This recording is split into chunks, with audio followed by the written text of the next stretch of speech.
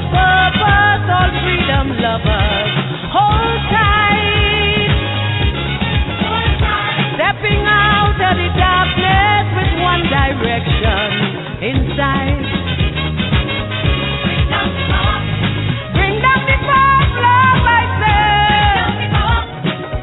The false love, I say, is the greatest power of hell and damnation. Love to heal a nation.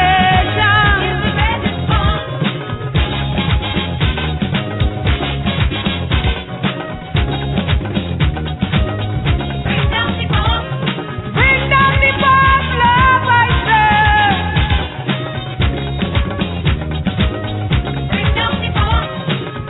The false love, I say.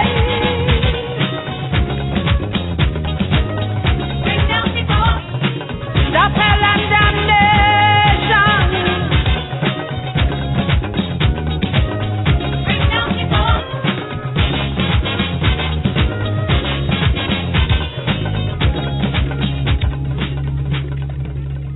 Greetings to all, and this is the A New Asafo show, where Pan-Africanism meets African traditional spirituality. I am your host today, Sister Omi Lade, and this week we are pleased to have another educational and entertaining episode of the A New Asafo lined up for you. But first, as always, here is the African pledge. We are an African people. We will remember the humanity, glory, and suffering of our ancestors. We will honor the struggles of our elders. We will strive to bring new values and new life for our people. We will have peace and harmony among ourselves. We will be loving, sharing, and creative. We will work, study, and listen so we may learn so we may teach. We will cultivate self-reliance. We will struggle to resurrect and unify our homeland. We will raise many children for our nation. We will have discipline, patience, devotion, and courage. We will live as models and provide new directions for our people. We will be free and self-determining. We are an African people. And we will win, and we will win, and we will win. Asheo and Hotep. Thank you all for your attendance with this week's Enlightenment and Transformation Network show, the Anu Asafo show. We present views from a wide variety of sources, but personally endorse none, leaving you, the online listening audience, to make up your own minds about it. Well, it's great to be here this weekend, and I'm not sure about everyone else, but here in the Northeast it's quite cold and brisk. Today we have a very special show for you with our Umfundi and an interesting discussion on homosexuality in traditional African communities.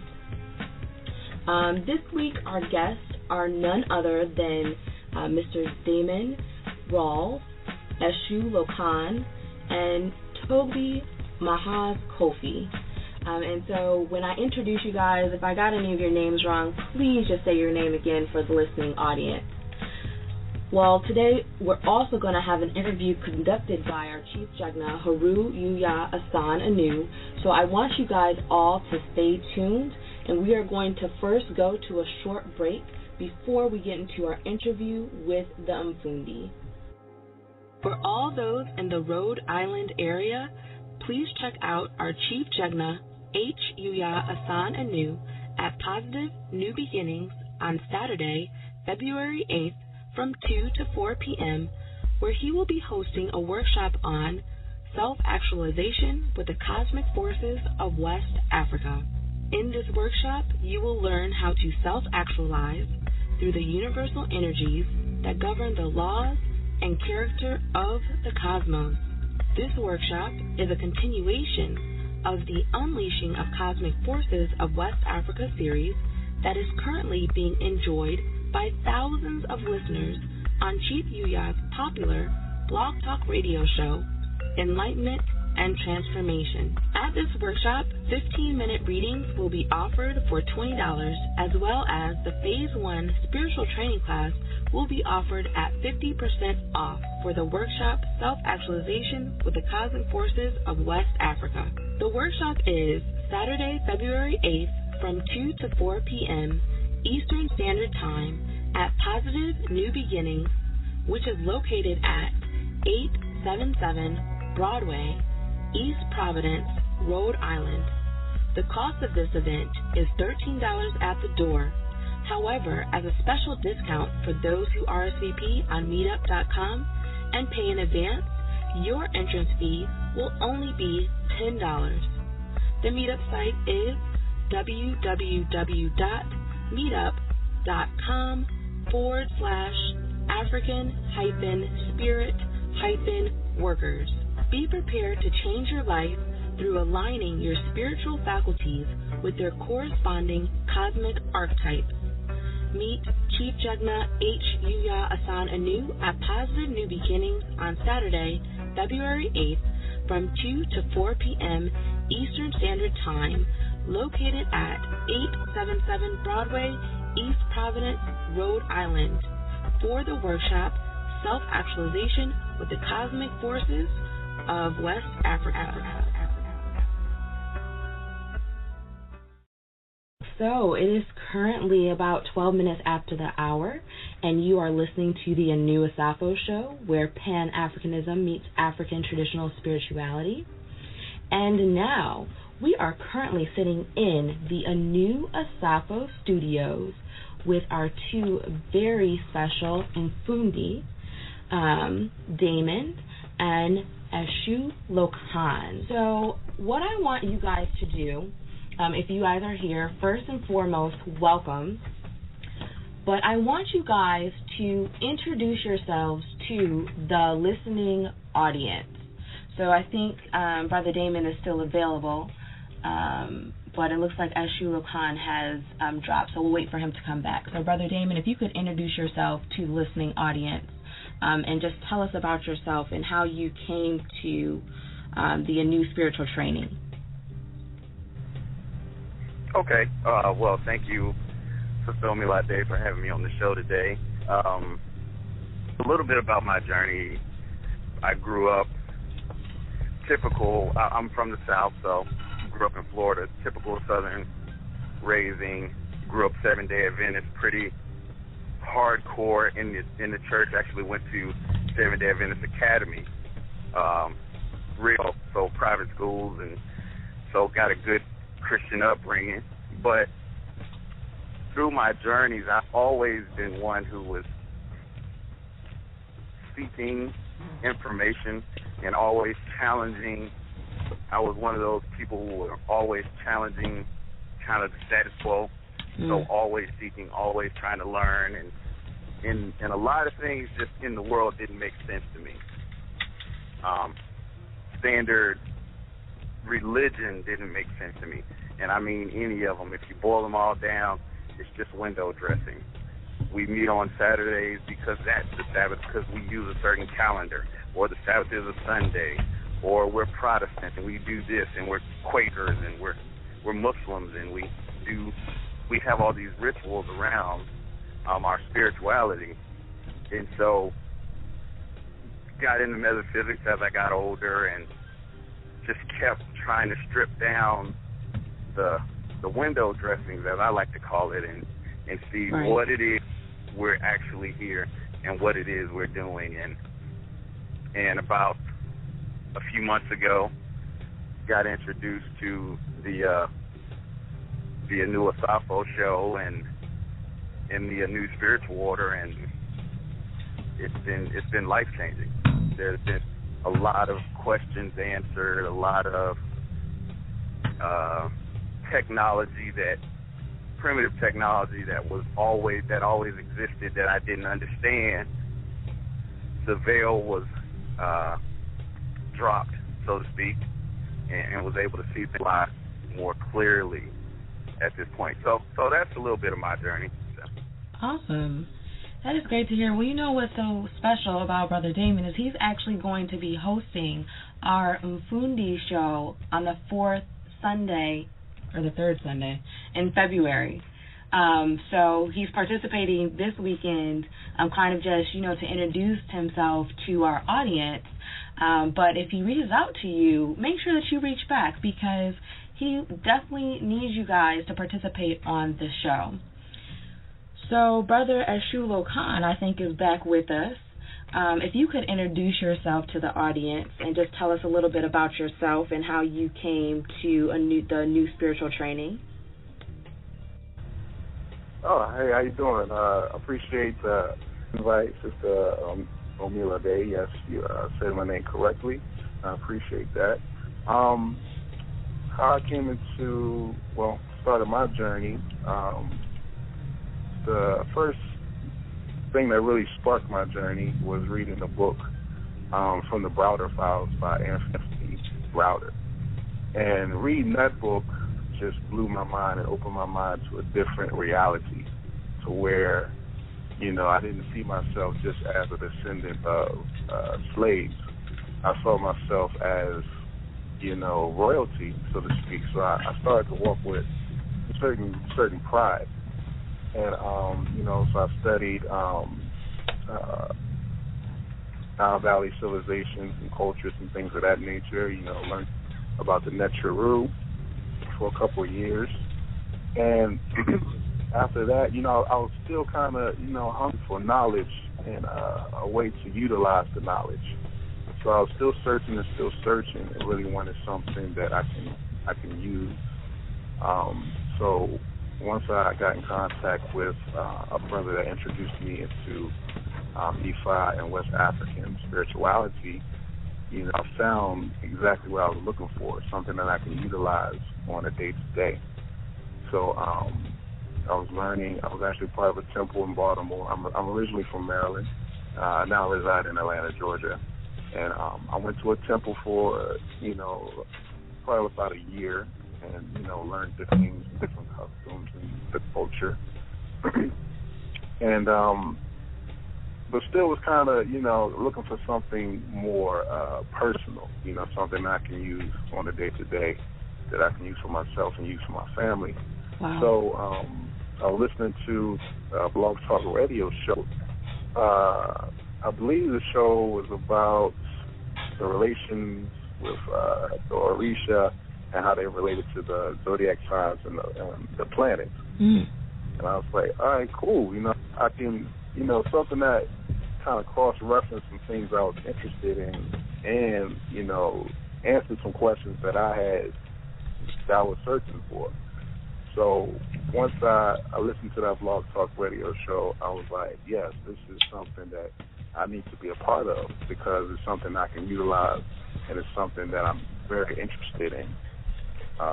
And that's how, that's where my journey is right now. I'm currently, continuing to learn and, share what I learned and want to be, I guess, more thorough at it. And I believe that, joining that new nation, definitely helps me do that.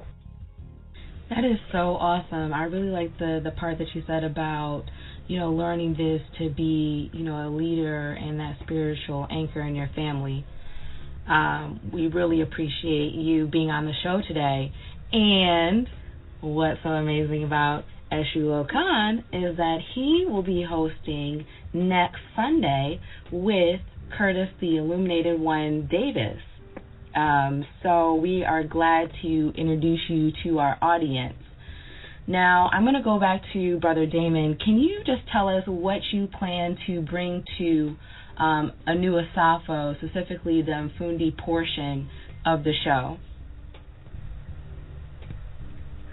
Well, the Umfundi portion of the show, what I'd like for it to end up being, as the students participate and come into the order, is to discuss the experiences that they're having. It's an opportunity. It's a roundtable discussion about what you're actually going through in the order and what it's doing for you. We'll be discussing the lessons,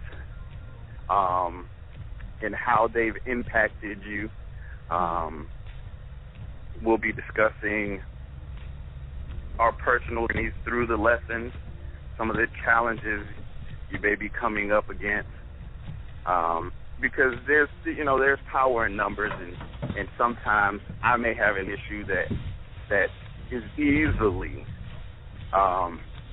helped through by one of the other students if I were just out. So that's what we're looking for the show to be, is exciting and really discussing what's going on in the order, and what your experiences are in the order, because we're all at different points also.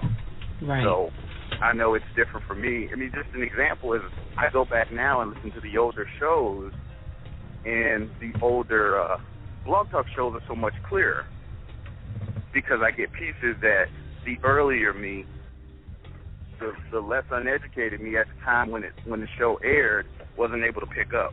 Right. And the me today into a show and add a little bit more to who I am. So that's just an example of what it is. And so as we all move through this journey in this priesthood, is an opportunity to share with each other what's going on and help each other out. So. Right. Well, that's amazing. So now we're going to go back to Brother Ashulo Khan. Can you tell us what you plan on bringing to the new Asafo show so that our listeners will be, ready to listen in next week Sunday? Okay. Well, I plan to bring my full self at where I'm at in my spiritual development that I can utilize and share. What I really want to happen is, is a space where is a safe space where people can come together and build and learn together without having any fear of past things that may have happened, within, African spiritual systems or any type of movement. I come with a soft heart, with a heart as a child. I'm also a stand-up comedian, so I love to laugh and I love to bring humor into whatever I'm a part of. Because I believe humor, kind of opens you up to receive the things that you're looking for. So that's what I want to bring to the order. Awesome. Well, thank you both for being here today. We really appreciate it. We look forward to having you as host on A New Asafo. Brother Ashulo Khan will be on next Sunday with Curtis, the Illuminated One Davis. And Brother Damon Rawls will be on the last Sunday of the month with the Umfundi show. So look out for maybe a message from him, maybe requesting you to be on the show if you are a student of the New Order. Brother Damon or Brother Ashulo Khan, is there anything that you want to add before we close out this portion of our show? I'm sorry. I'll just jump in real quick. And ditto what you said. If I reach out to you, please, if you're in the order and and you want to share your experience, especially new students, I'll be reaching out to you. So look at message and just have a conversation with me. And so let's have some fun with it, because I'm similar to the brother. I love fun. It's not that serious. Life is very fun. So let's have some fun in this discussion as we grow. So that's all I'd like to share. Awesome. I would just like to give thanks, for all that y'all have done thus far, and thank you for the opportunity to be a part of it on this level. A different change in my day to day. So I'm excited about it. Really wanting to stretch myself and gain new knowledge of myself that I have within me, and just communing with like-minded individuals. So I'm excited, and I thank y'all. Awesome. Well, thank you guys both for being here this Sunday, and we look forward to hearing you on A New Asafo. Okay. What we're going to do now is we're going to go into a quick break. We're going to come back with our next segment in which we will be discussing homosexuality in traditional African religions. But before we get to that, we're going to go to this break. Please check out anu-bookstore.com for book releases from Anu Publishing, such as Grasping the Root of Divine Power, Solutions for Dysfunctional Family Relationships, and Natural Hair for Young Women. At anu-bookstore.com, you'll find books on the Orisha tradition, African religion, divination, cross-cultural relationships, and many more forthcoming titles. At anu-bookstore.com, you'll find works that serve your journey to evolution and high vibratory sustainment. The website is anu-bookstore.com. And now back to our segment.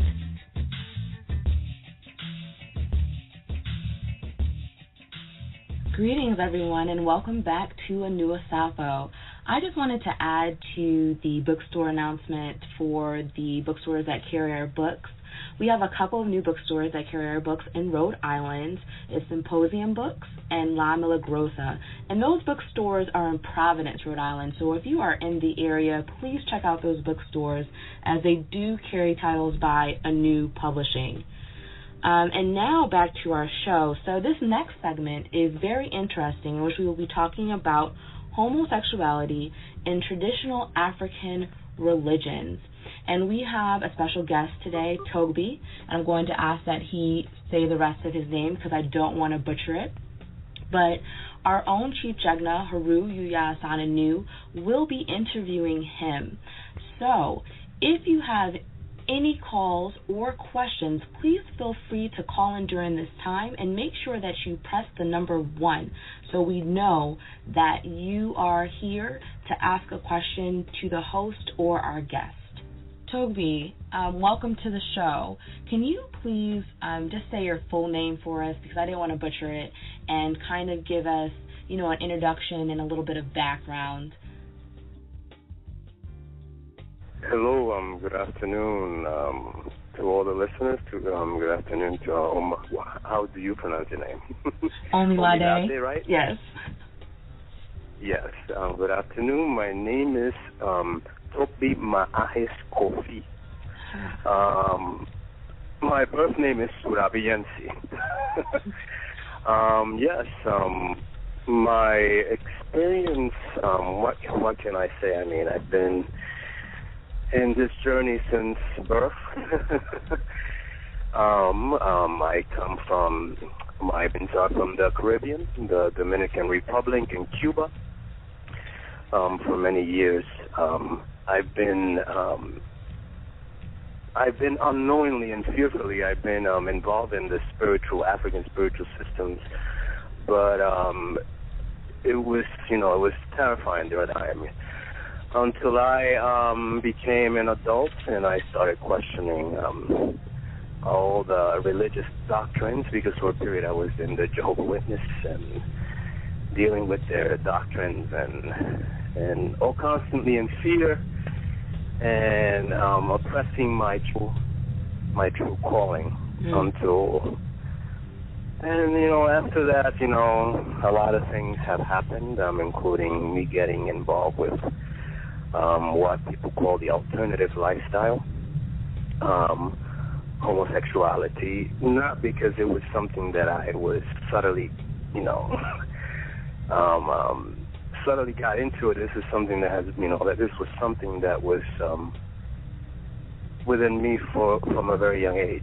So, yeah, I mean, what else can I say? I mean, now I'm here and I'm very, very happy that I have this opportunity to talk about something that is pretty much not really denied. Like, everyone puts a blind eye to it in the African spiritual community, and everyone is always constantly judging and without understanding the journey of someone that has that inclination. So yeah, I'm very happy to be here, and I thank you guys for giving me the opportunity to express to you guys and also to the listeners everything about, not everything because it's too short of a time to tell everything about my life, but there's an opportunity to get at least open the discussion. Right. And with all humility, I will open myself as much as I can. I have nothing to hide. Thank you. Awesome. Thank you for that. Now, if you are tuning into the show and you have a question, the call-in number is 347-945-7680. So once again, 347-945-7680. Okay, and now I also want to thank everyone for tuning in. This is Yuya Asan Anu, Chief Jegna of the Anu Spiritual Order and the Head Instructor of Sadula House Spiritual Center. And I will also want to thank our guests for making a presence today and being so open and willing to share this information or his perspective with us. And I also want to give a disclaimer coming in. This show is not an ambush, okay? This show is not advocating any one perspective, but the reason I wanted to actually have this show, and it was something that was kind of brewing in me for some time, maybe even over a year now, and I had put out various calls to different people who I knew and even people who I heard of through clients and so forth and so on. But this is a show that I felt needed to be done because it's one of the elephants in the room. As Togbi just mentioned, it's one of those issues, or however we want to, I'm going to leave it at issue for now, that we have in our spiritual communities that when we start to begin to speak about it, it either gets really hostile or it gets very dismissive. But the truth is, people who are practicing, as Togbi put it, an alternative lifestyle, individuals who are practicing that are very much present in what we call ATS or ATR, African Traditional Systems, African Traditional Religions, here in the diaspora and somewhat even now abroad. So, we can only ignore it but for so long, or make assumptions. Those of us who are not practicing that way of being, we can only make assumptions but for so long as to why people are doing it, or as to what their spiritual and religious disposition is, and how they're actually connecting to their Egun and connecting to the Orisha. So as Togbi has shared his disposition, I will share mine. I am what is considered to be a heterosexual, so I do not engage in same-sex relationships and am not curious about same-sex relationships.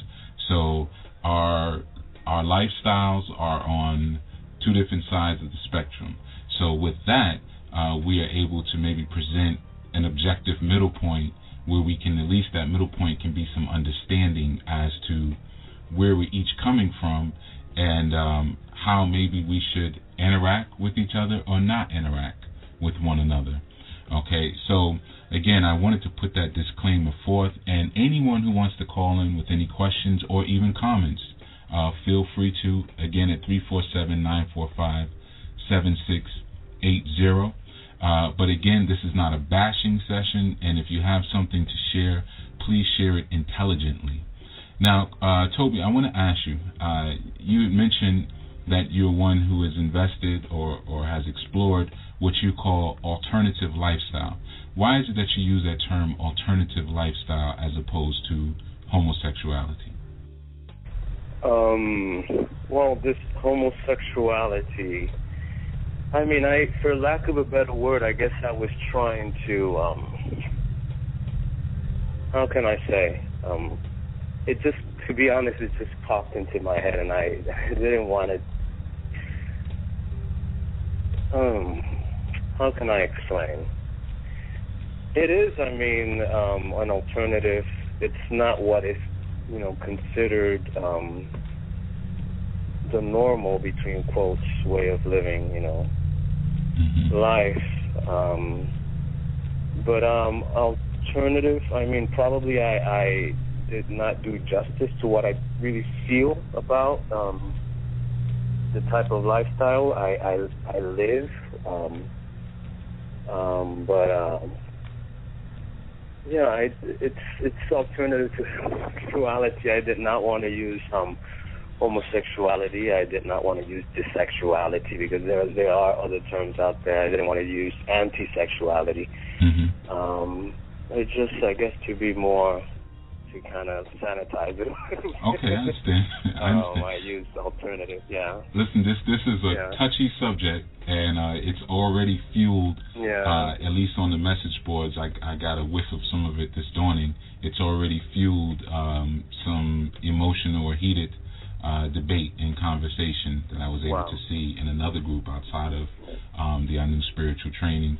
You know, and that's one of the reasons why we need to pull it out of the shadows. You know, I'll personally say I am against that sex style, and I will call it a sex style because it doesn't necessarily produce life. So when we call something a lifestyle, it's a style or a way that we incorporate in order to produce new life. So if it's a sex style, as I call it now, someone may call it something else, that's them. You know, and I don't say sex style as a derogatory term. It's just the way that I conceptualize it. And it's important for me to say, even as an owl, as a priest, everything that I know about that way of living or that culture is a concept or a theory. You know, of course, in my spiritual training, I always advocate hands-on application, and that's what brings the understanding. Hands-on application gives you the wisdom of something. I'm not exploring that with hands-on, so that's something that I will not have wisdom and understanding of. And so, you know, I don't have a problem speaking to someone who is living that way or is sexing that way or relating to other humans in that way, because Togbi, you have the wisdom of that particular way of being, and I don't at all. But I think sometimes the terms can be a bit misleading. For instance, when we say homosexual, homo we know means same, and we know what sex is. Sex is the orientation, or sex is an action. It could be a verb or it could be a noun. So it really doesn't explain what's going on when you say homosexual, because you're just saying same sex. You know, same sex, and now what? What happens with same sex? You know, so can myself as a quote-unquote heterosexual, can I have a homosexual relationship if I have a relationship with my cousin who's of the same sexual orientation, or my little brother or my older brother? You know, so I think a lot of times the labels and the names bring us down a labyrinth of tricknology, and we have to be kind of sensitive to that tricknology. Even terms like gay, which at one point meant happy and carefree and even vain to some level, and then now it means this. So getting to the root of these terms, if we understand even what sex is, like one of the terms you used was anti-sexual or anti-sex, which may be truth as far as some people's perspective. They feel that homosexual activity or same-sex activity is actually just another form of masturbation, because you're not actually creating a life. So in that way, that term that that you didn't use, but you said I could have used, that term anti-sex would certainly be able to apply there. But again, it gets very difficult, you know, when we look at these things, whether we want to call them products of Europeanism, products of colonialism, products of genetically modified foods, or just products of a culture that seeks to unisexualize all of its citizens. We certainly have to begin to look at it from our own eye, from our own perspective. And that becomes challenging, because a lot of times when you begin to speak about, and I'll say what I typically call it is dissexuality. So for anyone, you know, I'll give the glossary in the beginning.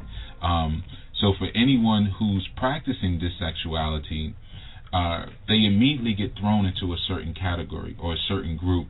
And in all honesty, we don't really know how they relate to their Egun. We don't really know how they relate to their Orisha.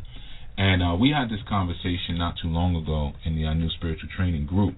and we were asking a student who was bold enough and who was giving enough to share a little bit about his sex style with us.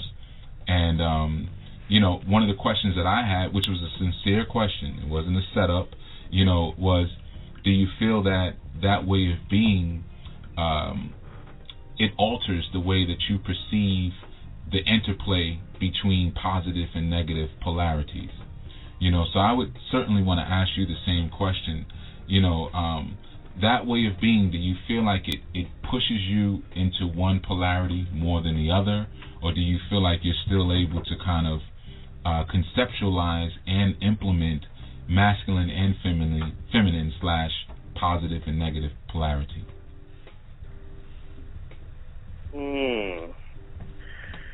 Even though I do have that inclination, it has affected the way I definitely see things. I'm still for heterosexuality. I still respect the this is a very, I've never, I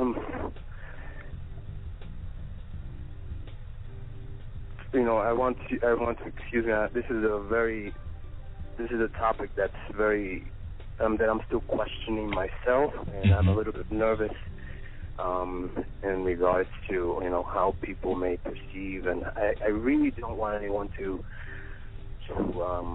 this is not that simple. It definitely has. I want you to repeat the question again and make it a little bit more simple, because right now my head is, I understand, going so many different directions. I understand. I understand.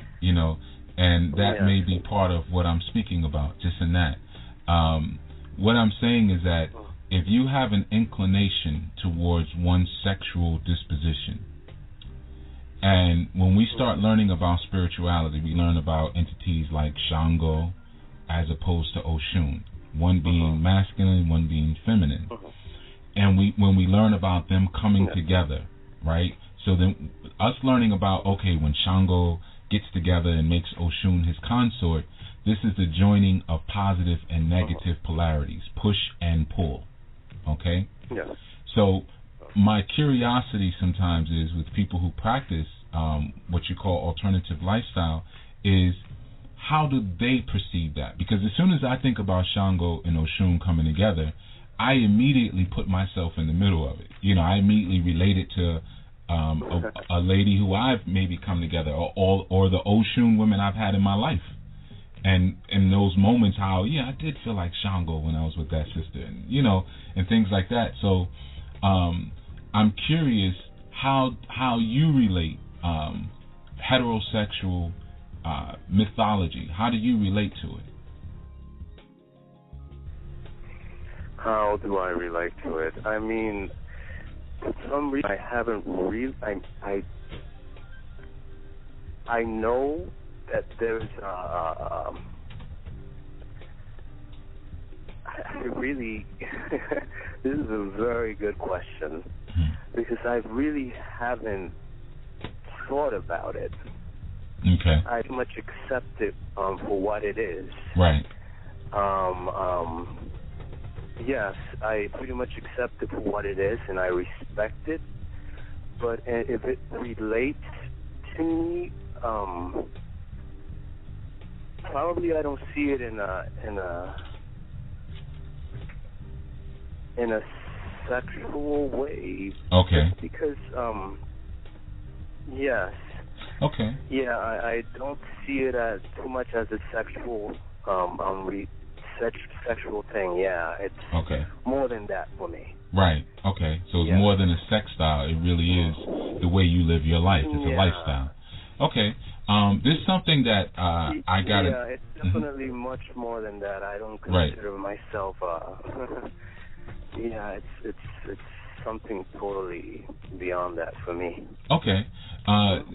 There's something that I got a copy of that I was listening to and checking out that was very interesting to me. It was a clip from a show from Oprah, and it had if anybody's familiar with Michael Bernard, who is the pastor of the Agape Spiritual Center out in California, which I had an opportunity to go by at one point when I was out there. And there was something very interesting that he, as well as another guest on her show, had mentioned. And I'm going to play that, and we already have some calls on the line. You know, we're going to definitely get to you. But I want the audience listening to give their perspective on this clip that I'm getting ready to play. And I also would like you, Togbi, as well, and I will chime in as well. We're going to play it right now. Everyone listening. I'm a 33-year-old guy. I grew up in a rural part of Alabama, and I happen to be gay. And the troubling part of our culture, which is largely anti-gay, being gay is a gift from God, but our culture doesn't understand that. And consequently, the culture sends messages that you ought to isolate. And isolation is the antithesis of what all of us need. We need community. We simply can't do spirituality. We can't be our best self. We can't be fully alive without a community. Well, you are the first minister I ever heard say being gay is a gift from God. I can tell you that. But now you're here, too. Now you're here, too. Okay. Now you're here, too. And that has nothing to do... You are the first two ministers I ever heard say being gay is a gift from God. Well, of course it is. Absolutely. First of all, we're not talking religion here. We're talking spirituality. And Cedric didn't just happen to be gay. Right. You know, people don't just happen to be gay. You know, when people are born, they have that type of orientation. So he is gay by divine right. And so we need to understand that. So he has gifts and talents and capacities that he's supposed to deliver to this particular society. Now, there are certain religions that would frown on that and make it some kind of wrath from God or this type of thing. But spirituality is indicating that he's the image and likeness of God just as he is. Yes, yes. So do you believe that, Cedric? Do you believe that? Well, honestly, prior to the show today, I hadn't really grasped it. But since watching most of the guests on here today and listening to what you guys have to say, I think I'm going to leave here with a renewed vision. So I'm getting it. Thank you so much, Cedric. We'll be right back. Okay, now that was a clip from Oprah Winfrey, and who you heard speaking was Michael Bernard Beckwith and Ellen Lesser. Two well-known spiritual teachers. If anyone had an opportunity to watch the movie The Secret, you would have saw him. He was the only melanated man in the movie, and he had the long locks, and like I said, he has a spiritual center out in L.A. And there was another actually Catholic priest there, and he was the one who actually initially made the statement, and then Michael Bernard co-signed it. But of course, you know, a lot of these shows are scripted, so you know, people know what each other is going to say, especially if it's something that would be considered that radical.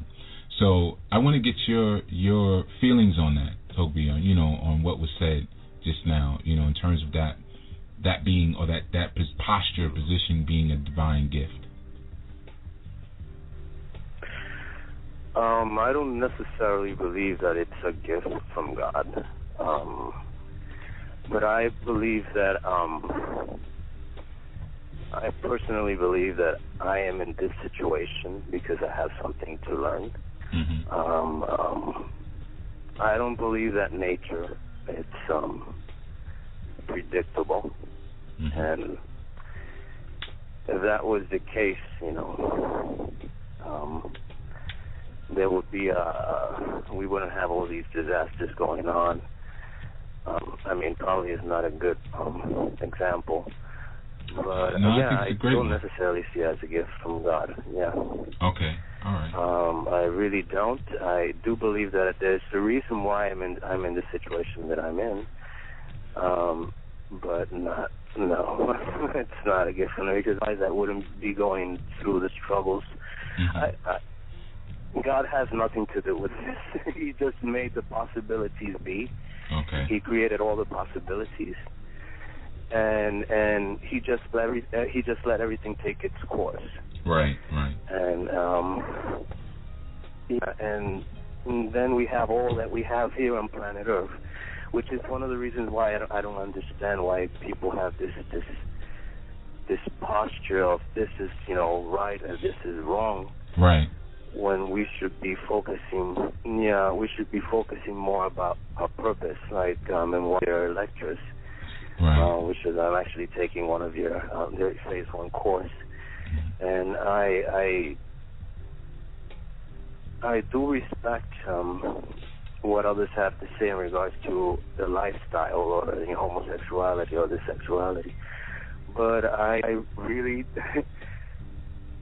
I've gotten to the point that I really don't care what other people right, because it's your cross to bear. What is it that I'm practicing? Right. Yeah, exactly, and yeah, it hurts me because it's just like anything else will hurt me, any injustice, and but no one will ever know exactly, especially if you don't understand, if you're not living the lifestyle. Right. No one will ever understand what is it that I go through every single day, and it's not a day that passes by that I don't think about that I am black and that I am gay and whatever that means, and that I'm also interested in African spirituality. Right. And yeah, I this is my journey, and I just wish for people to respect that. Just like I would respect anyone else that, I mean, we have so much disorder in this planet for us to just be focusing on somebody else's sexual preference. Right. I think what's important here to note also, Togbi, is that part of the issue, and I would say, because I've had these talks, we've gone on 20 years now, since I first actually saw this in the Christian church. That's where it first really came to my attention. I really didn't know much about this sexuality at all, but other than the caricatures that you see on TV and the flamboyant thing, and that's all I really knew about it. So I kind of, on some levels, I thought it was kind of an urban myth. I was like, oh, nobody's really gay. Well, no one melanated is really gay. I mean, I knew. I would look at Richard Simmons and stuff, and you can pretty much tell straight off the bat.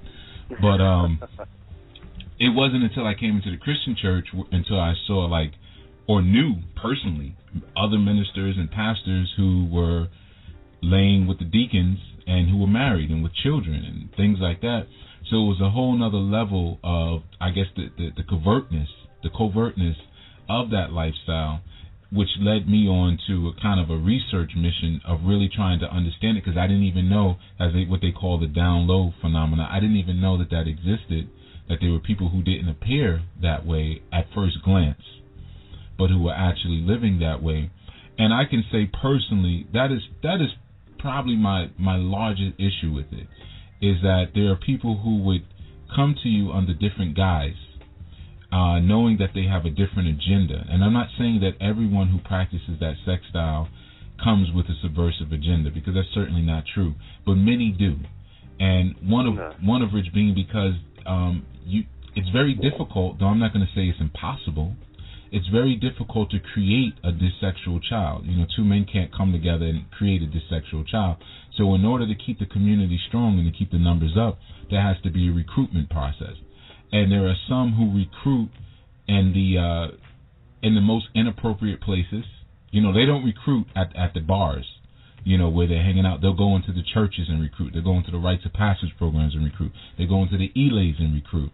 And that's kind of where I've had an issue with it. When people are coming in to get their life straightened out, coming into certain environments and to learn things, and you're coming in with this agenda, But as far as individuals who, like you said, this is something that from what you're describing, it sounds somewhat like an affliction, almost to a degree, or a puzzle that you feel you've been given, and you have to try to figure this thing out. And obviously, only you're going to be able to figure out your own puzzle, and that's a very personal thing. Yeah.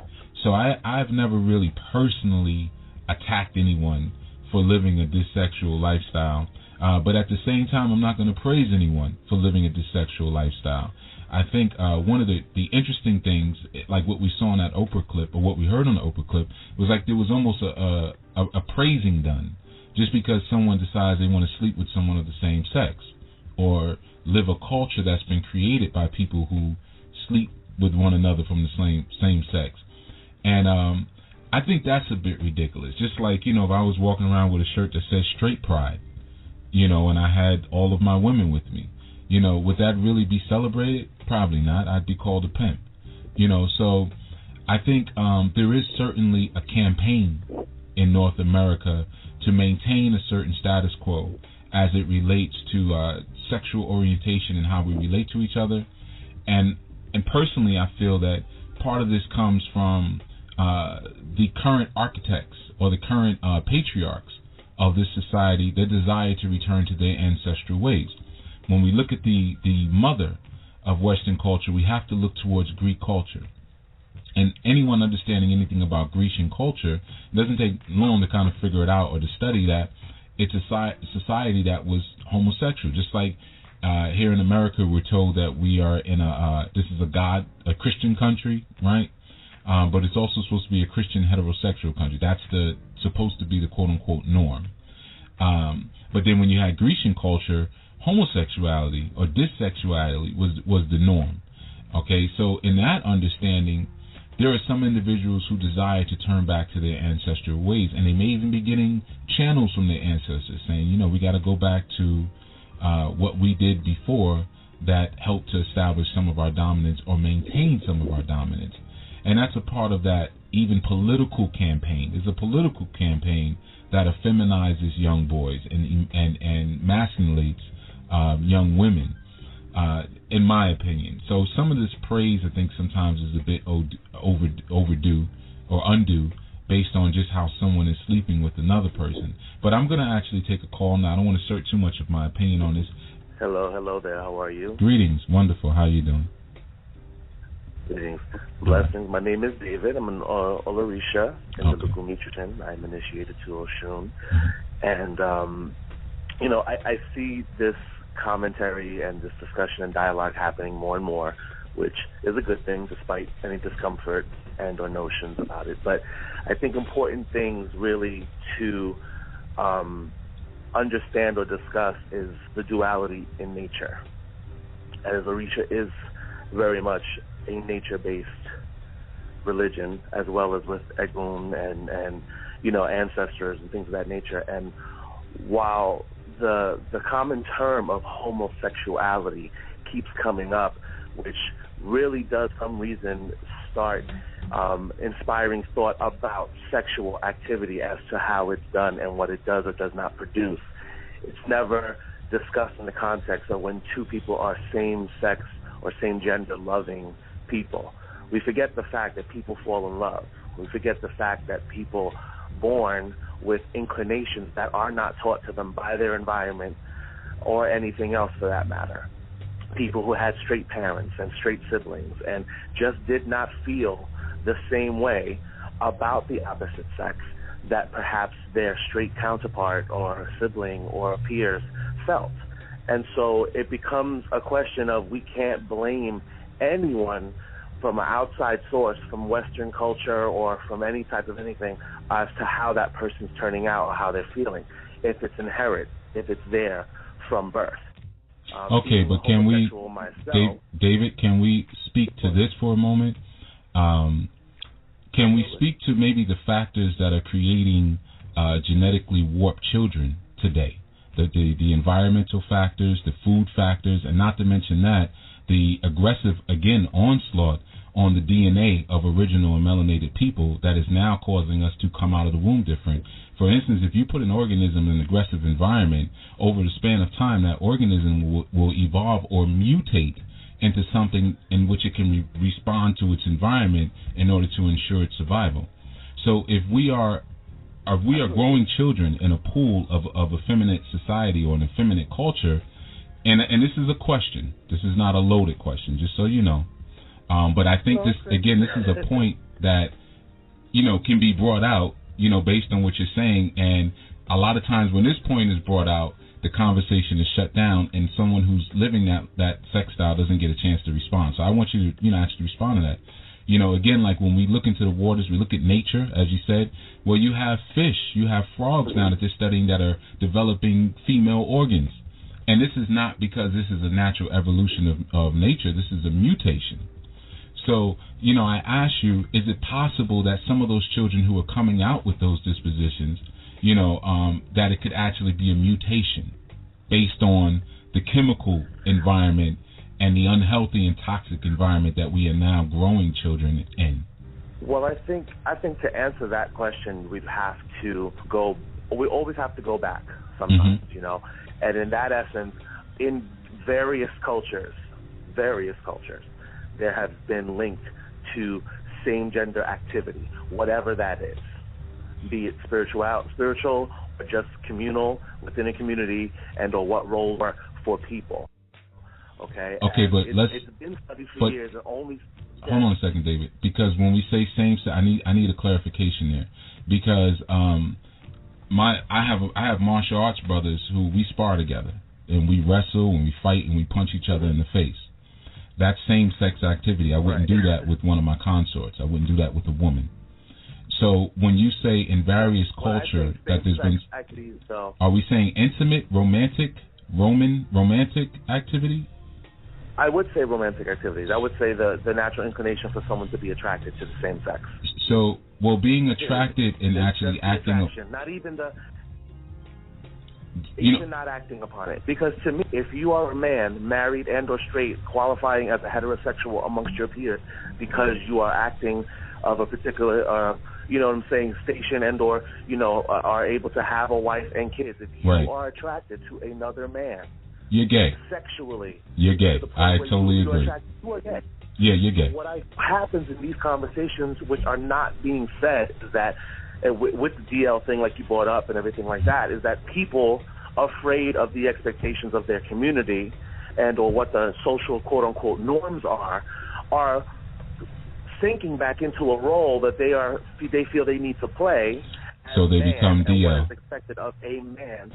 And what they have to do is they are either going to hold it in and eventually either go crazy about it or wind up living this double life in order to release that expression because it's there. Right. Now, people have been studying homosexuality for years based on genetics, its chemical imbalances, whether it's genetics, and hereditary or not. Nobody's able to come up with an answer. Well, now, we have some answers. Evolution. We have some. Hold on a second, David. And I want to thank you for your comment. We actually have other calls on the line, so we make sure we get to everyone. But we do. No, it's okay. It's all right. One of the things that's important when you're studying any group of people, or like you said, we have to go back. The first thing you want to study is the mythology of those people as far back as you can go. That's your first step that you want to do. Now, like you said, you're Olorisha in Lukumi tradition, which of course we know is a child of the Yoruban tradition. Okay, so now if we trace back Lukumi, we end up in Nigeria. So what we want to do now is look within our Nigerian mythology, whether it be the stories that we tell children or whether it be our patakis, and we want to determine and find out if we see this sexual activity amongst the people who were spoken about in those patakis. Now, I personally can say that I've not ever read an ancient pataki where someone was engaging in this sexual activity. Someone can produce one, and they're welcome to call in 347-945-7680. Also, you won't find it.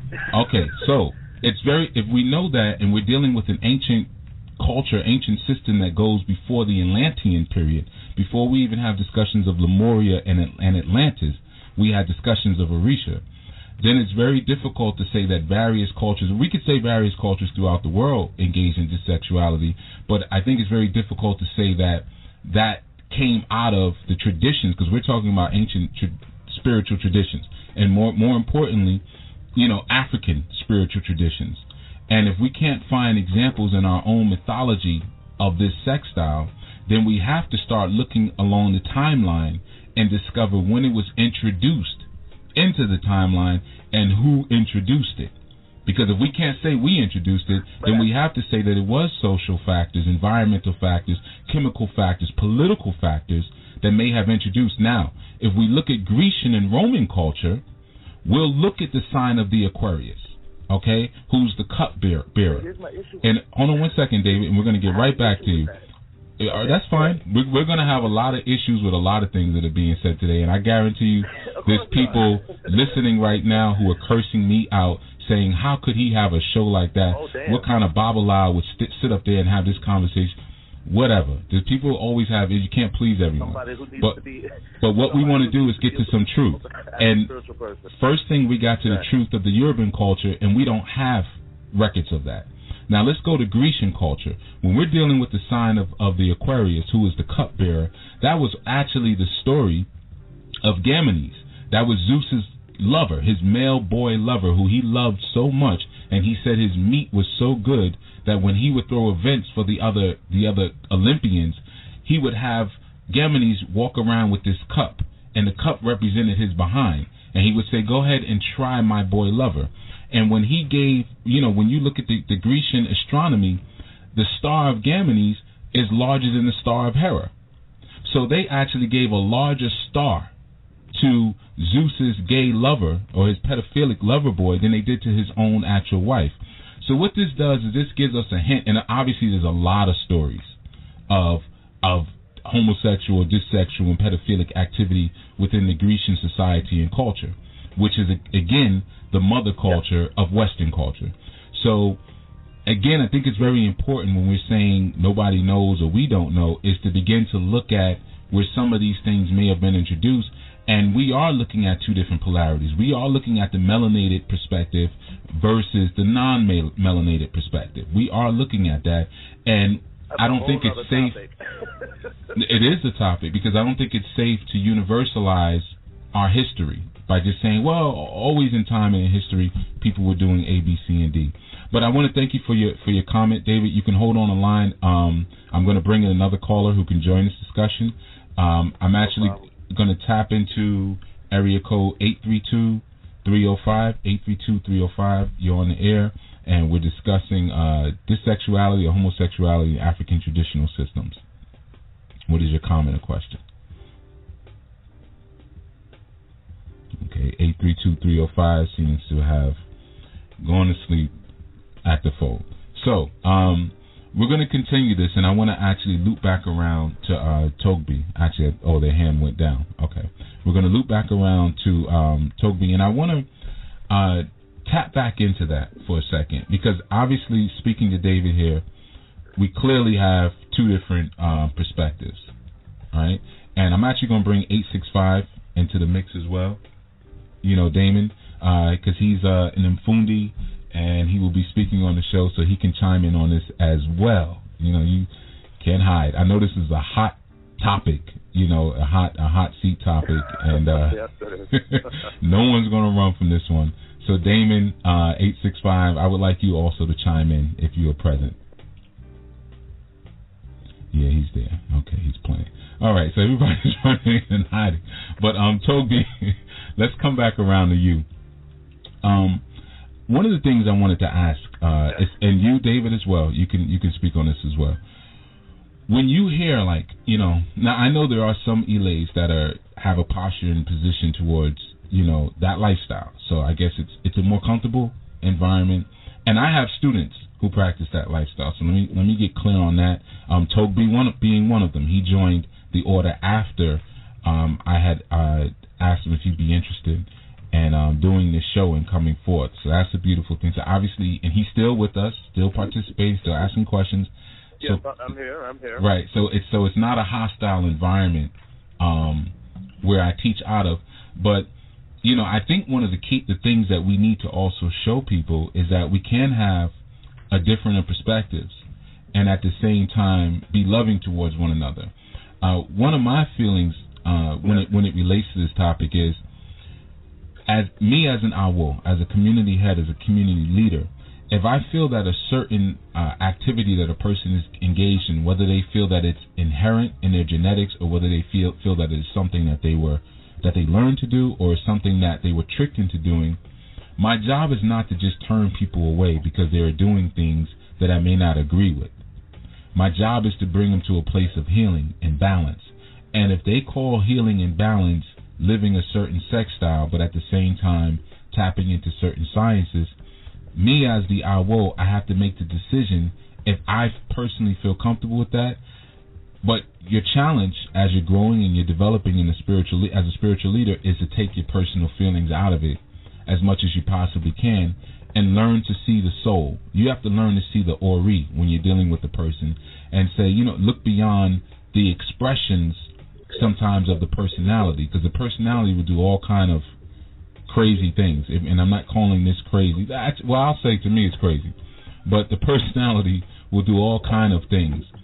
But we have to look at the soul and determine what is the soul saying, what is the expression, maybe even in the activity, what malady, and again, I'm right now speaking from my own perspective, so I'm not trying to put words into the mouths of any of our callers or any of our guests. I'm speaking for myself, and I would like everyone who's calling in to speak for themselves, okay?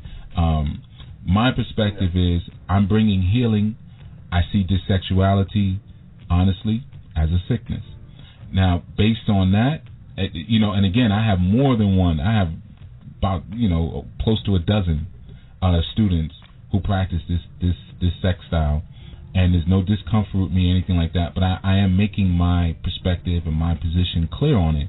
But it doesn't mean that I see them as the sickness. It's my current perspective, and based on the information I know. Maybe somebody will say something today, well, I'll see it as something else. But again, I don't have hands-on application. Everything that I have is theory, and based on my study of African and world history and legacy, these are the calculations that I've come up with. So, Togbi, I wanted to really discuss with you, do you ever feel any measure of separation from those who are preaching family? Because for me, I will always tell you, Ifa is a family-based system. It's family-based. So when you hear things like that, and knowing that your concept or conception of a family may be different, do you ever feel excluded? Like, okay, well, this isn't for me. I need to go find something else, or this form of spirituality will never work for me because of this. Actually, when I first started getting into African spirituality consciously, I was in an environment. I first started with the Lukumi. I was shopping around for a madrina or padrino, and one of the biggest problems that I encountered in these ilays, went to Bembes, it was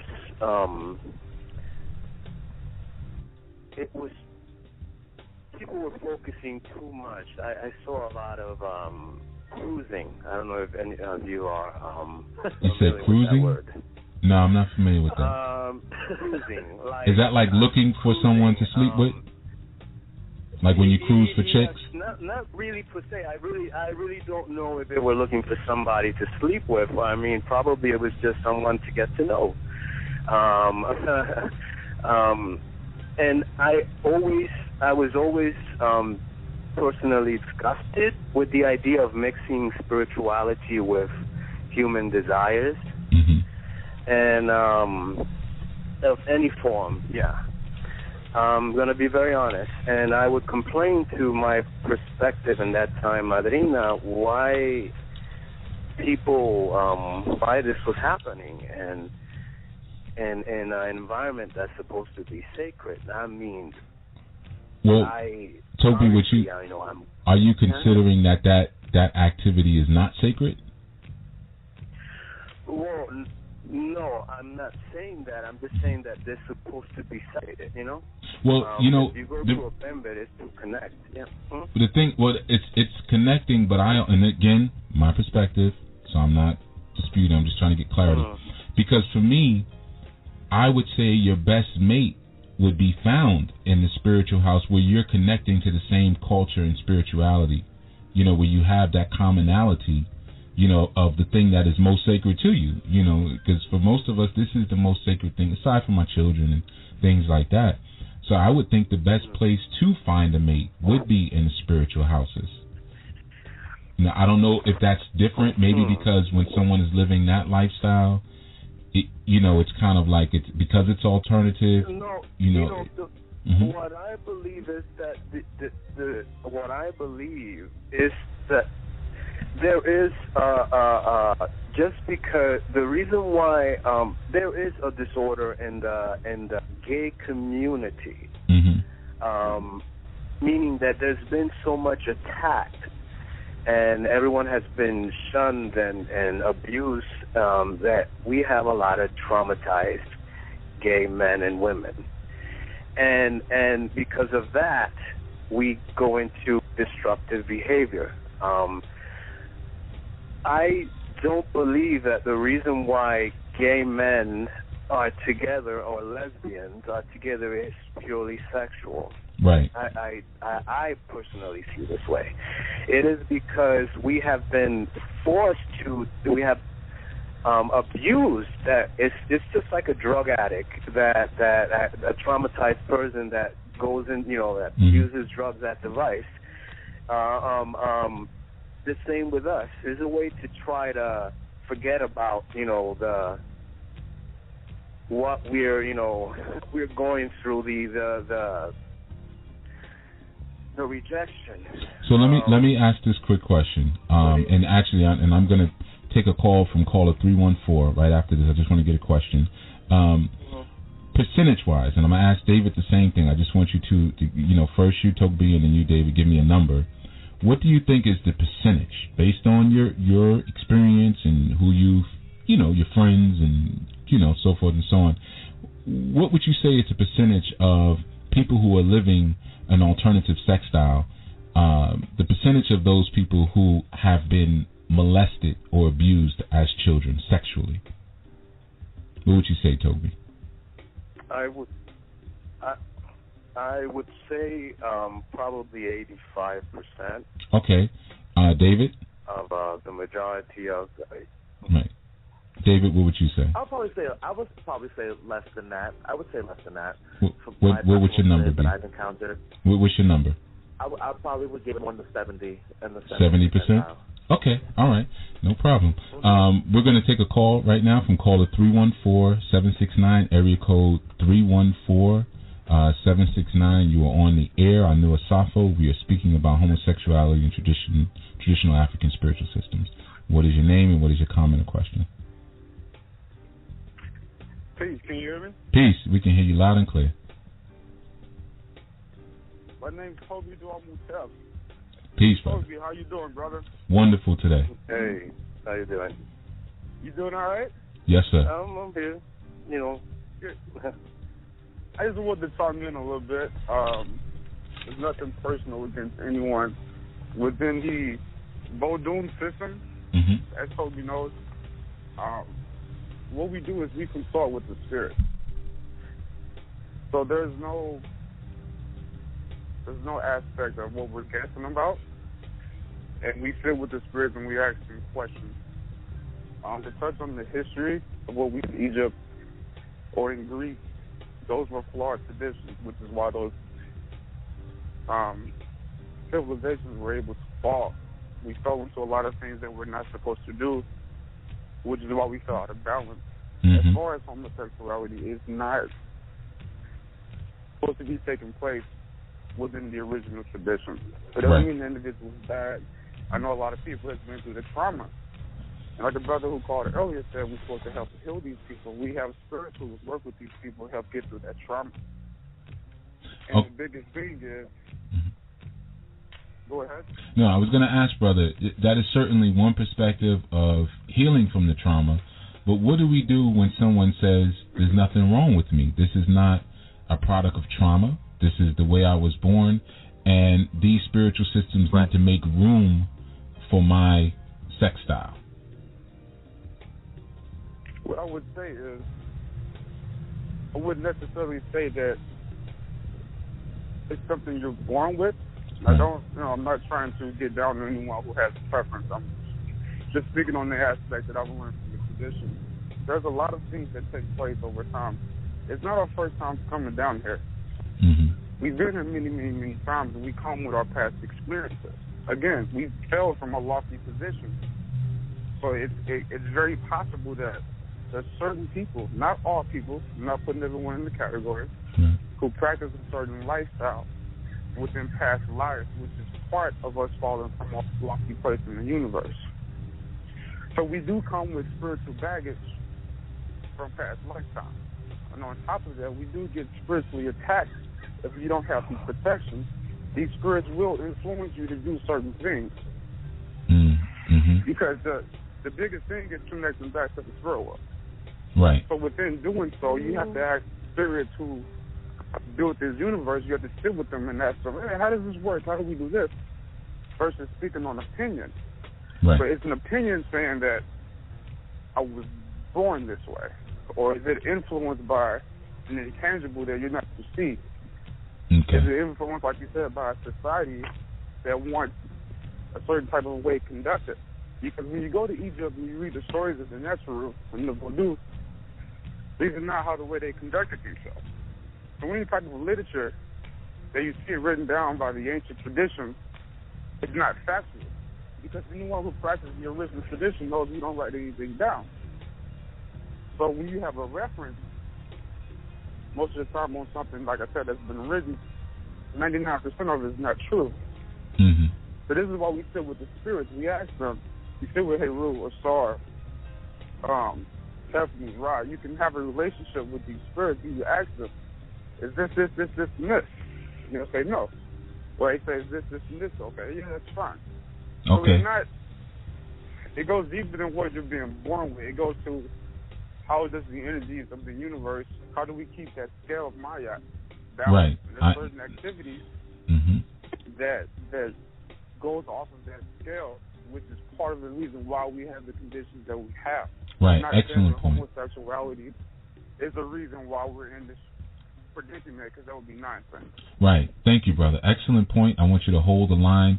And what the brother is saying is, of course, we're striving for balance, and your first checkpoint should be with the spiritual archetypes that you say that you come under, and first checking to see with them if they're saying, well, hey, if I'm under you, or if I'm working with you, or if I'm employing you, how is it that I can move to most manifest my power on this planet, and that power coming through making sure my scales are balanced. With that, we want to go to our next caller, area code 832-305. Area code 832-305. You are on a new Asafo, and we are speaking about homosexuality within African traditional systems. What is your question or comment? And your name, please.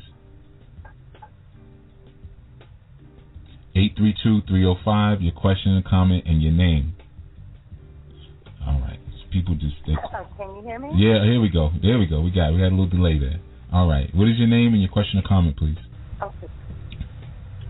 My name is Umfundi, and my question is, I'm still stuck on the question that was posed to the group as far as it being historically proven or some type of evidence that homosexuality stemmed in our African culture long before colonialism or before conquerors came.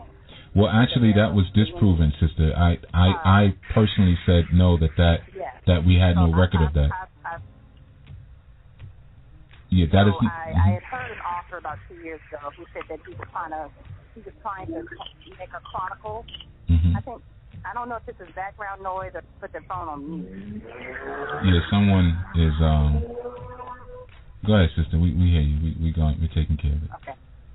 So he said he was trying to get documentation that it existed long before the conquerors came.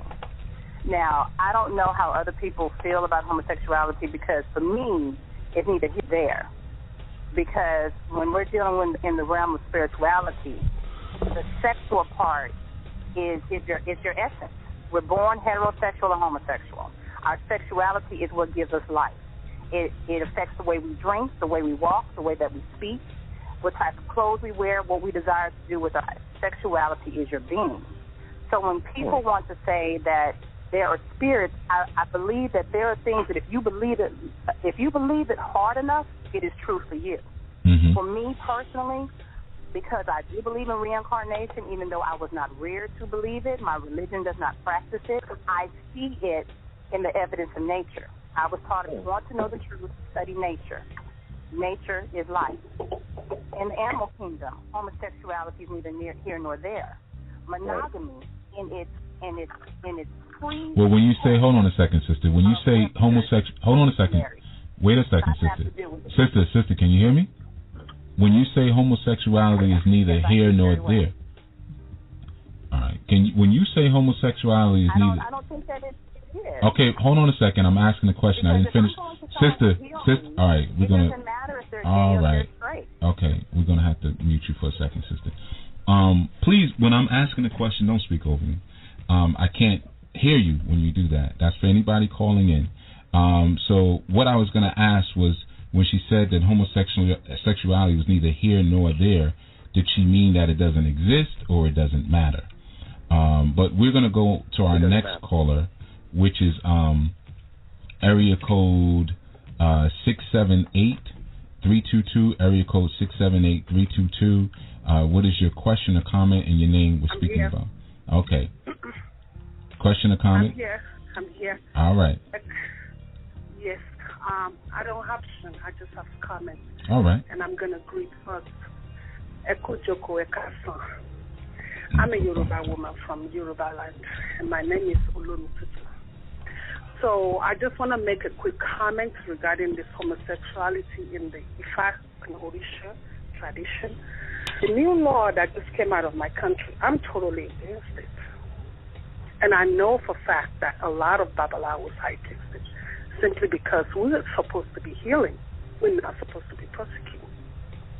Every illness that we think is illness as human beings, mental illness or whatever, is all, there are remedies for that in the Ifa and Orisha tradition. That's why we are in this tradition. I grew up a Yoruba woman. I grew up in Hausa land. And the Hausa land is a normal thing. Homosexuality, they're going to tell me no, yes, normal. We call it dandautu. It's a lifestyle. How when you say normal, sister? Hold on 1 second, sister. When you say normal, let's date it. Hold on, I didn't finish the question. When you say normal, how long has it been normal? Do we have examples of this in ancient pottery and ancient tradition? How long has it been normal in that region? For the longest since I've known. Since you've known. I grew up in Kaduna State. Okay. Yes, and anybody who lived in Hausa land knows we have dandautu tradition. Right. It has nothing to do with somebody taking your husband away from you. It has to do with that them. And we don't kill them there. I never know anybody that gets put in jail or killed for being a homosexual. In fact, we all sit together and eat. Mm-hmm. So the character is the problem here for human beings. It's not our lifestyle. If I choose to, so there is. If you choose to have polygamy, and then some of your wives are lesbians and they are bisexuals and they come hang around with you, or they sleep with you every night on your bed and you all have fun, will you be prosecuted for that? Can somebody come to you as a man and said, some of your wives are lesbian and we're going to put them in jail for 14 years? No, but I think an elder could say, you know, the way you're practicing polygyny or the way you're practicing traditional African family may cause you problems in the long run. I don't think we're speaking about condemnation here. I think we're speaking about, you know, things that we may do that may block our power. And of course, if we're not living those lifestyles, we actually have people who are living that lifestyle on air who can tell us if they feel like they don't have as much power as they should, or they're not connecting as much as they should. But we're not speaking about, you know, killing anybody, or that people should be killed because they are deciding to live that sex style. But certainly elders always have the option. They always have that easy pass to come in and tell us when we're doing something that is in alignment with our culture and our high ideals, and when we're doing things that are in alignment with low ideas. They have that place in our life. I agree. I agree. And let me tell you the other side of the coin. In Yoruba tradition, in Yoruba life, it's part of a Yoruba tradition not to come into your home and tell you how you live with your wife, except if you're abusing your wife or your husband, if you're beating, but sexually, it's a thing we don't get into. Right. It's a respect to you, and we don't do that. Now, I'm going to say the other side of this coin very clearly again is this law that came out of my country that I'm so ashamed of, saying that if they catch anybody in a meeting with gay, they're going to put them 10 years and 14 years. It's a death trap. It's a trap. Let me tell you why. We don't have no 911 in Nigeria. What we have is 419. They're all thieves. This is all about money, okay? We don't have 911 that's going to say, okay, we're going to call the police, and police will come and protect you and take you into custody. You're going to be dead before you get in police hands. That's number one.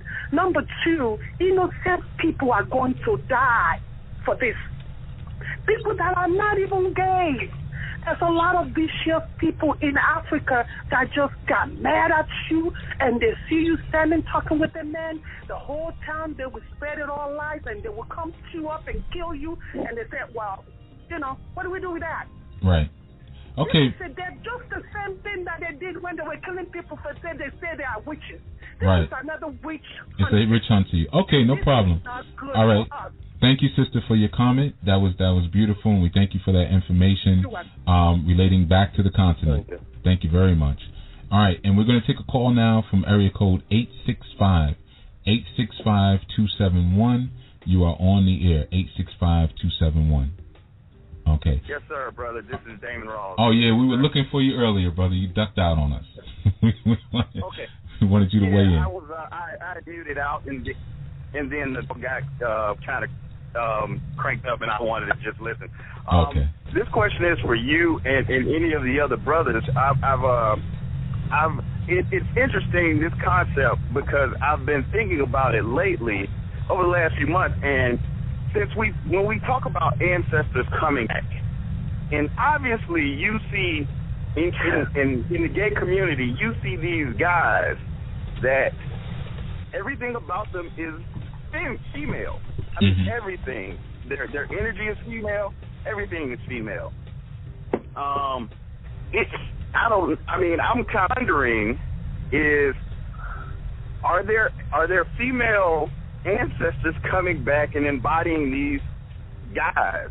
And the only reason we know homosexuality has a lot of different variations. There's the pollution piece, there's the chemicals that happen, there's the trauma of being raped as a child, and then there's this whole other set of people who say, no, I was born this way. So I guess if anybody could speak to the whole, these guys who actually everything about them is feminine, coming back, maybe an ancestor came back into them as a woman. Okay, that's an excellent question, Brother Damon.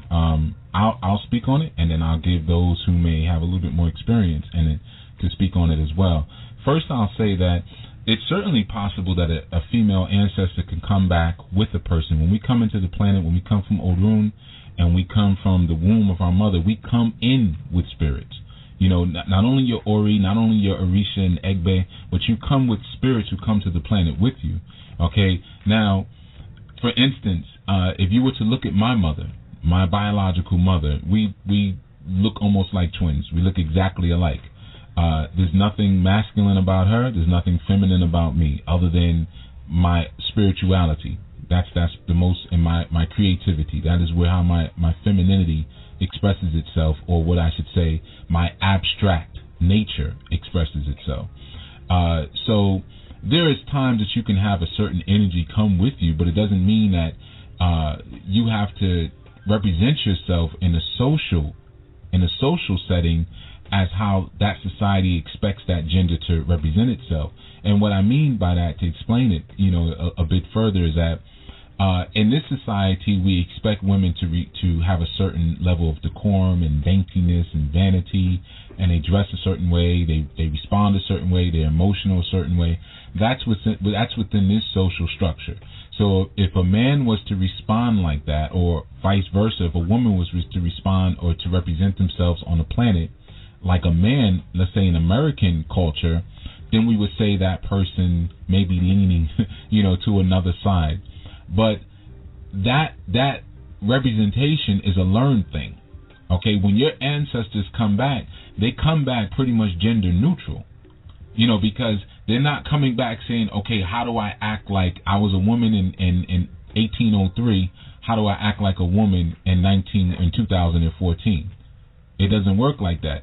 That behavior where you're acting like a woman or you're acting like a man is behavior that you're learning based on your experiences and your observations of that gender expression and your time period.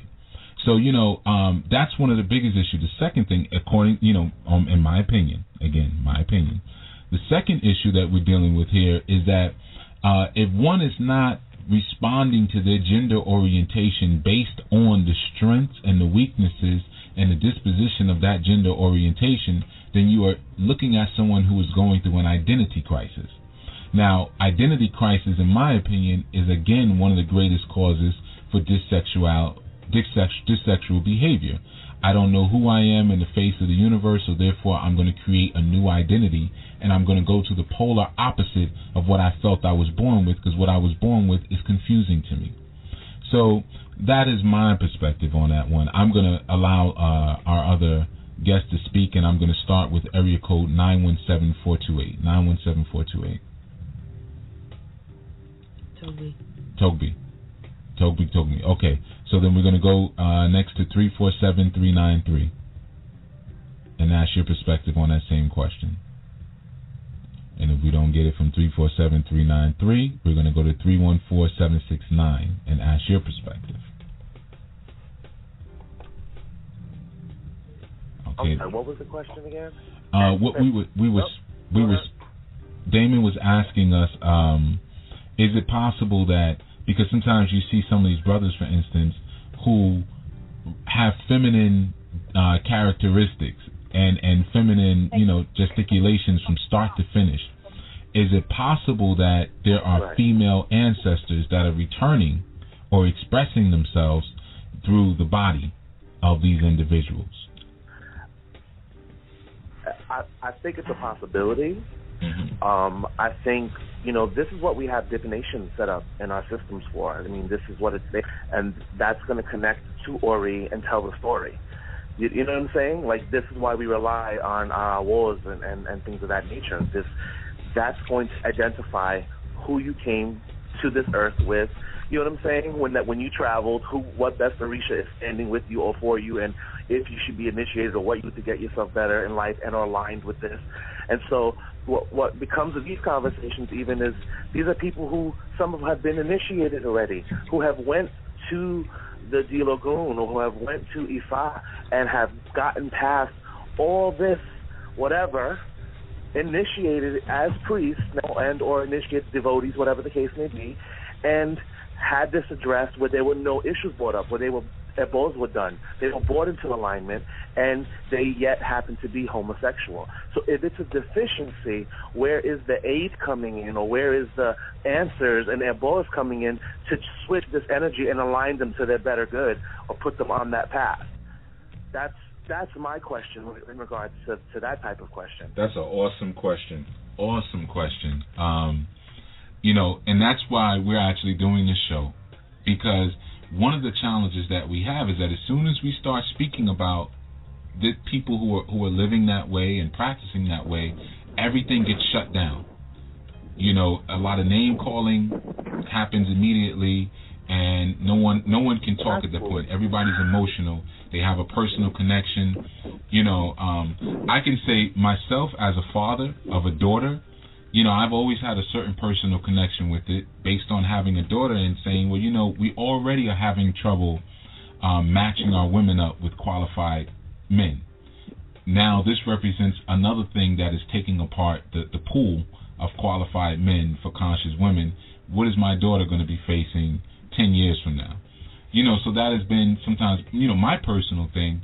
And I think sometimes we let our personal fears, because that is certainly a fear, we let our personal fears overrun the conversations, and then we're not able to have any type of constructive dialogue about this. But that question is right on point.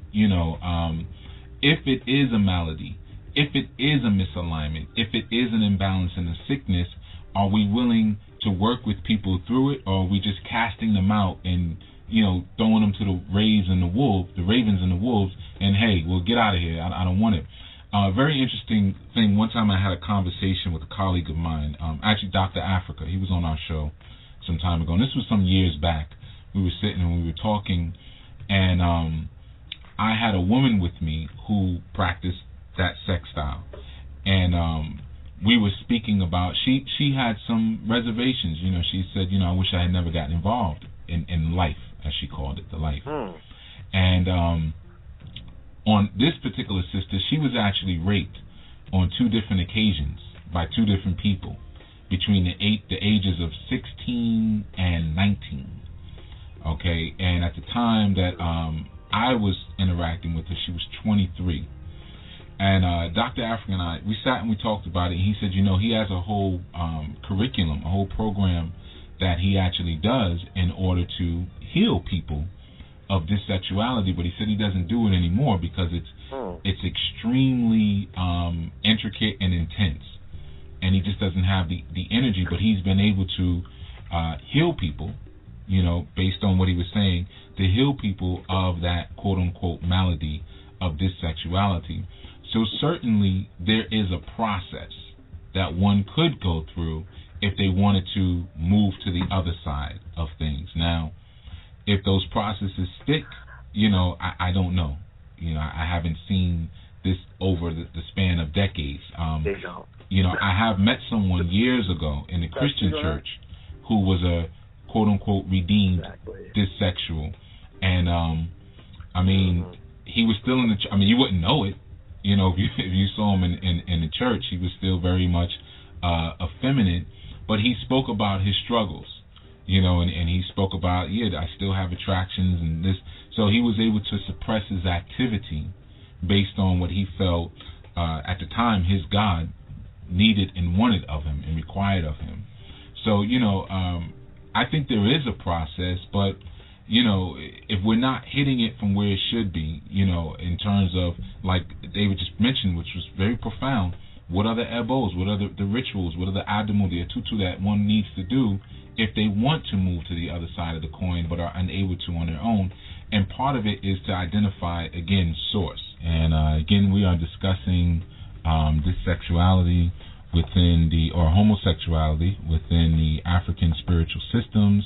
And what we're tapping into, and we've been able to hit some really, I think, good points that have not been discussed objectively, and being able to hear both sides up until this point. Obviously, at some point, we may have to do another one of these sessions. But one of the things that I wanted to pose to our callers and anyone who may desire to call in is, if we are all moving in the same direction, let's say for those of us who have reattached ourselves with the traditions, because obviously the traditions, they choose us, but we have to have some level of chemistry and affinity towards them to even want to go through some of the things that we have to go through in order to maintain our standing, our position, and our balance within our systems, whether they be diasporic or whether they be continental. And I wanted to really speak about some of the challenges that those who are practicing that sex style have had in terms of trying to come in, or maybe trying to relate, or doing certain rituals or certain ebos. Like, were there any moments, for you in the tradition where you just felt completely broken?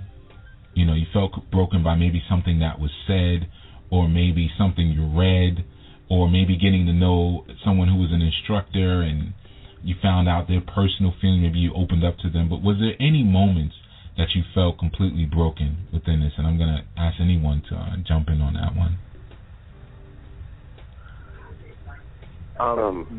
Okay. Yeah. Sorry. Go ahead first.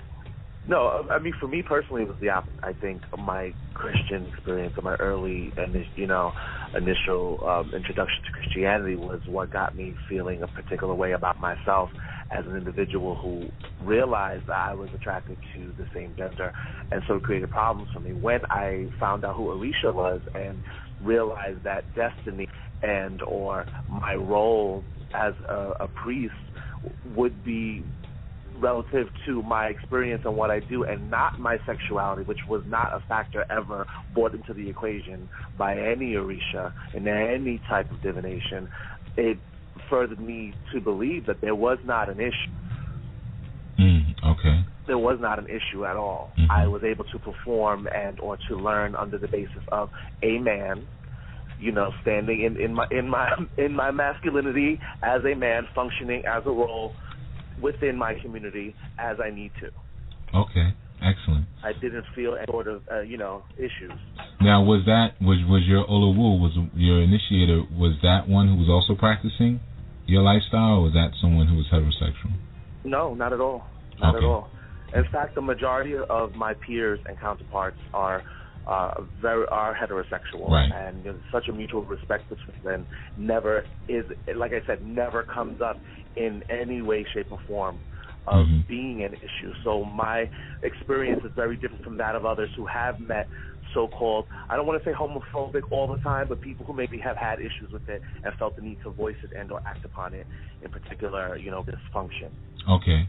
And, we're going to get, I would like to certainly pose the question, and thank you for that comment, it was profound, to Togbi.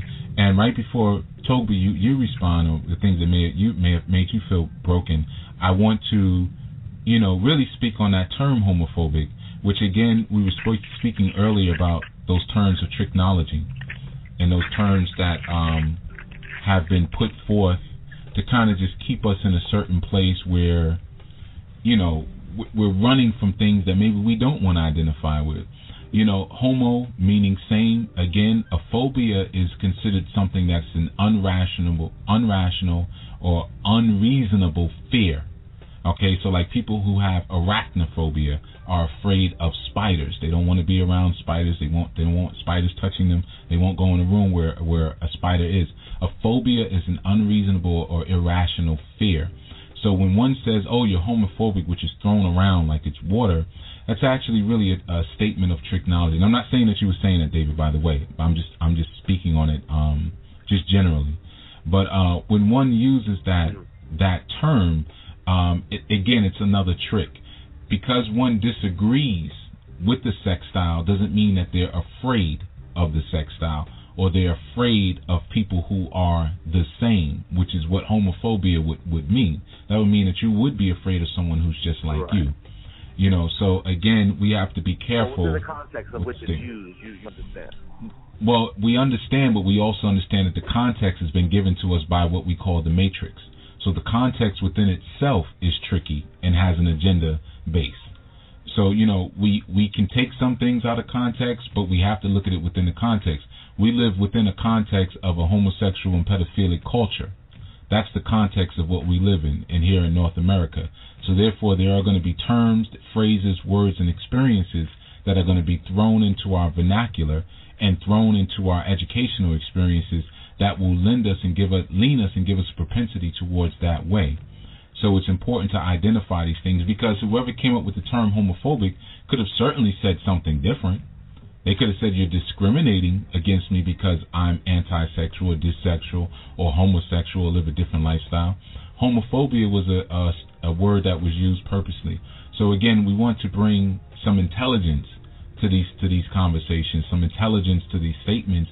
So again, we're not just responding, and that's for all of us. We're not just responding emotionally or based on our beliefs, but let's respond on knowing. So with that, I want to go to Togbi, and when I ask you about any situations where you ever felt like, okay, just despondent or depressed based on you trying to connect with the tradition, but having also this posture.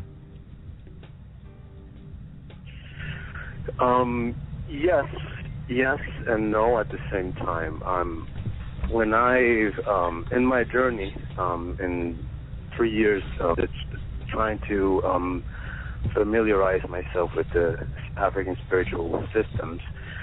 One of the reasons that I've been jumping around from from actually getting deep into a particular system is because everyone, even though it's very clear that there are homosexuals or whichever term you want to use, in these particular situations, people refuse to talk about it.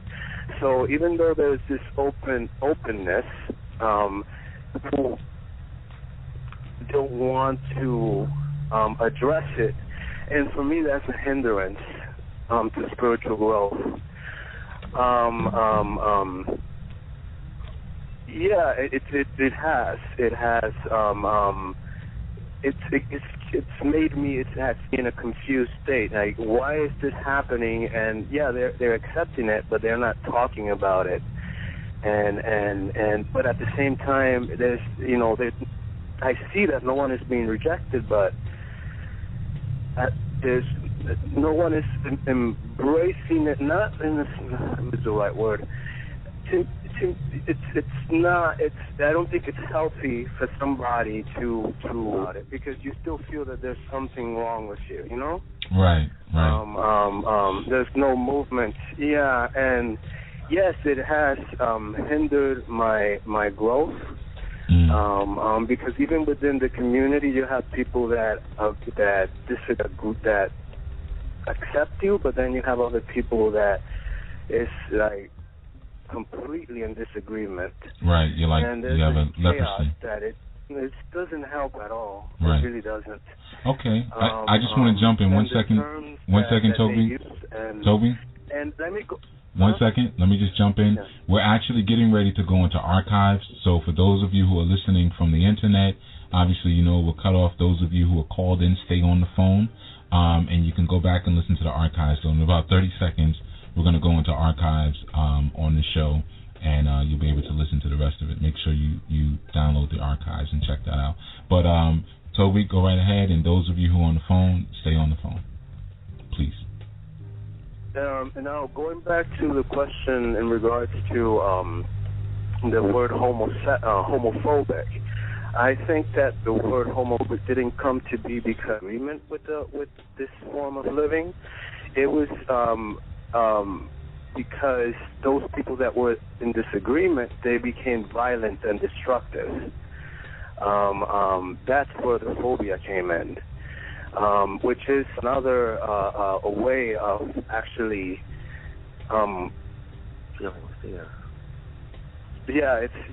it's this whole fearful thing that doesn't get you anywhere. So homophobia, I think it has a place in the vocabulary, English vocabulary. Mm-hmm. It's just that it's being misused. Yeah, it is being misused, but it's I believe that mostly applies to people that are destructive when they are in disagreement. Okay, so we'd have to say that usually when there's abusive, any form of violence or like what they call gay bashing, that's probably a product of fear. Not only gay Yeah, I mean, I don't know if that's the. Do we still say gay bashing? Is that's still? I don't know if it's still a political term, but. Yeah, that's it. Yeah. Okay. Yeah, that's mostly a physical thing, though. But anyone that uses their tongue to curse at somebody that they that they feel they're not living the lifestyle that they are living, that's considered to me homophobia, because it really disturbs the spirit too. It doesn't get you anywhere. Okay, understood. It really doesn't. Yeah. Understood. Okay. Well, we're gonna close out the show. I'm gonna hand it back to Omi Lade on this one, but I want to thank everyone who called in for calling in. This has been a very interesting show for me, because again it's kind of like putting my head on the proverbial chopping block in many ways, and it's something that I've been wanting to do for a while and discuss, because personally, I don't think anyone who has a sincere and authentic desire to reconnect to their Egun, to reconnect to their tradition, if it's sincere and it's authentic, they shouldn't be turned away. That is my personal feeling. And every Awo runs their Ile differently. That's how I run my Ile. And there's going to be a lot of things that my students are involved in that I'm not involved in because I don't agree with it. But just because I personally don't agree with it doesn't mean that my word is law. In my own home, my word is law. But in your home, in your Ile, whatever you do is what you do. And my job is just to get you more closely connected to your spirit, more closely connected to your soul, and kind of do a pass-off. Not to condemn you and make you my child. Just because you may call me Baba doesn't mean now that you have to fall under the rules, especially if you're an adult, that you have to fall under the rules of what it is, of what I practice, of what my home practices. So, I'm just really saying that, that little bit of closing monologue for also all the other Awos who may be listening in. However you practice is how you practice. That's fine. And this is not a marketing ploy or commercial attempt for me to bring in more people who are practicing that sex style. So be clear on that. I have students, from all over who, and when I say all over the cultural span, who enjoy what I teach. And one of the things that people comment is I don't have gimmicks. So this is not an attempt to tap into a new market, but really it's an attempt to really have some sane conversation about something that we don't like talking about, or that we don't know how to talk about without getting crazy. And I want to thank everyone who called in because no one got ridiculous. And though I tried to present a more objective perspective, as Omilade has mentioned to me on the break, is that I don't sound very objective. And, I apologize for my broadcasting, noviceness in that area. But, I will, if we discuss this again, I'll try to be more biased. But, again, no, I'm not for the sex style. It's not something that I advocate. In fact, it's something that if someone were to ask me personally, I would speak against it. But that's me personally. That's my personal opinion, my personal stance, which is really no one's business, and it has nothing to do with what I'm required to do as your teacher and as your instructor, or just here as a broadcaster. So again, I want to thank everyone for bearing with me, and also for sharing these very personal things about yourself. Thank you so very much. And with that, I'm going to pass it off to Omilade to close us out. All right. Well, Asheo and Hadupwe all. This has been the Anu Asafo show, where Pan-Africanism meets African traditional spirituality. But most of all, we thank you, especially Togbi, and we had an extra caller, David. We thank you guys for participating in this Anu Asafo show this Sunday, and your willingness to share your experiences and your insight, and just your willingness to participate and talk about something that isn't normally talked about. We would also like to thank Brother Damon and Brother Ashu Lokan for being on the show today. We look forward to having you guys on Anu Asafo as hosts. And we would also like to extend a very special thank you to our Chief Jegna, H. Yuya Asan Anu, for guiding our audience through an insightful and informative interview on homosexuality in traditional African religions. We had so much feedback in our chat room about how people were happy that this was being addressed in a forum such as this and being brought to the forefront. So, with that, we want to invite you all to join us here next Sunday at 1 p.m. Eastern Standard Time, 12 noon Central Standard Time, and, of course, 10 a.m. Pacific Standard Time for another enriching installment of the Anu Asafo show, when our special guest will be Curtis the Illuminated One Davis with our host, Ashu Lakan. So, for our esteemed Chief Jegna, Haru Yuyati Asan Anu, the entire Anu Nation and Spiritual Order, and the staff of Anu Asafo, where Pan-Africanism meets African traditional spirituality, we say thank you for your attendance on this day and ask you to definitely come back and check us out again next week. This has been another Enlightenment and Transformation Network show. We'll see you again next week. Odabo family. We thank you for your listening support and urge you to become an active, participating member. For all those listening, if you'd like to gain a clear and fundamental understanding of the New Order, be sure to pick up the book, Grasping the Root of Divine Power. Check out A New Nation's new live video stream at www.youtube.com/A New Nation. Make sure to subscribe at www.youtube.com/A New Nation for the latest videos and information. To find out how you can become a student and member of the Anu Spiritual Order, please visit us at saduluhouse.com. That is SADULUHOUSE.com. Also, if you would like spiritual readings and assistance in your life as it pertains to your spiritual well-being and divine purpose, please use the contact and scheduling forms to schedule a consultation with our Chief Jegna, Haru Yuya Asan Anu.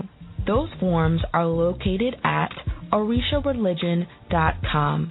That is ORISHARELIGION.com, as well as are at saduluhouse.com. Also, sign up for the Anu newsletter for the latest happenings in the Anu community. The Anu newsletter can be found by going to anunation.org. That is ANUNATION.org.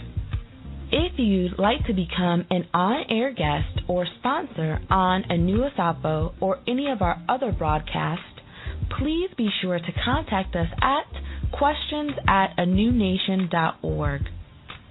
Once again, thank you for your continued support and be well.